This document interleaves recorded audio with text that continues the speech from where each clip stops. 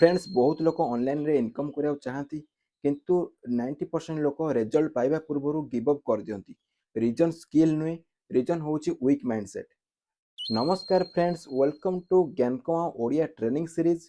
जदि आपण ऑनलाइन रे वर्क फ्रॉम होम करी इनकम जनरेट करिया चाहउछंती बट कॉन्फिडेंस कम अछि, डर अछि बा रिजल्ट आसुनी बोली डिमोटिवेट हे जाउछंती, ताले ए वीडियो आपण पई बहुत इंपोर्टेंट।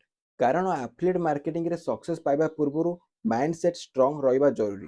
मु रविंद्र आज आम कथा हबा positive mindset and success psychology विषय रे। फ्रेंड्स बहुत लोक ऑनलाइन फील्ड रे आसंती, 2 ରୁ 3 दिन काम करती, रिजल्ट न आसले गिव अप कर दियंती।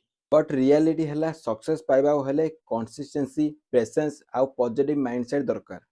प्रथमे गोटे कथा बुझा पड़ो, एफिलिएट मार्केटिंग इजी नुहे किंतु इम्पॉसिबल भी नुहे। जेमिति नॉर्मल आम स्कूल 10 ରୁ 15 वर्ष पाठ पढ़िला परे आमको नॉर्मल जॉब टे मिले, सेमिति डिजिटल फील्ड रे learning plus action plus patience दरकार। जदि आपण डेली छोट छोट काम करेंगे डेफिनेटली रिजल्ट आसीबो। आउ गोटे कॉमन प्रॉब्लम है फियर। बहुत लोक भावती जे मु पारिबिनी, मोर कम्युनिकेशन वीक अच्छी, लोक कौन कहे, मु कैमरा सामने कहि पारिबिनी। But friends, every expert was once a beginner. आज जो लोक सक्सेसफुल अच्छा से भी दिने बिगिनर ही थे।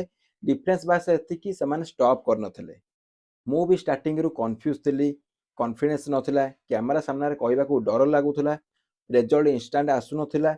बट मु गोटे डिसीजन नहीं, रिजल्ट डेरी हेले भी मु स्टॉप करिबिनी। आउ फ्रेंड्स मन रखंतु, सक्सेस ओवरनाइट आसेनी, daily small small action future big result create करे। आपण डेली लर्निंग करेंगे, कंटेंट पोस्ट करेंगे, कम्युनिकेशन इंप्रूव करेंगे, फॉलोअप करेंगे, ताल डेफिनेटली ग्रोथ हम।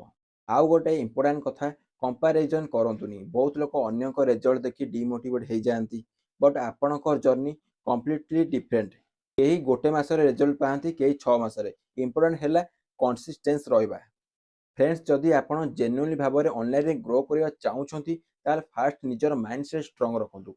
माइंडसेट स्ट्रांग रहिले स्किल ऑटोमेटिकली डेवलप हो।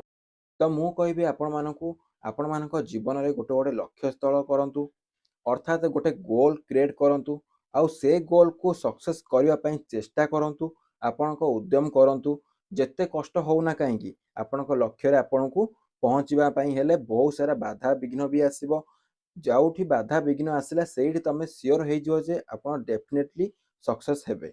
बिना कोनोसी बाधा विघ्न, बिना कोनोसी कष्ट रे आजिकली डेट रे केही भी सक्सेस हेई ना।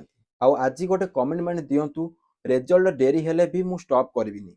वीडियो वैल्यूएबल लागिथिले लाइक शेयर एंड चैनल को सब्सक्राइब करंतु। आउ निज निज टीम को मध्ये शेयर करंतु। See you in day 2 training series. Thank you.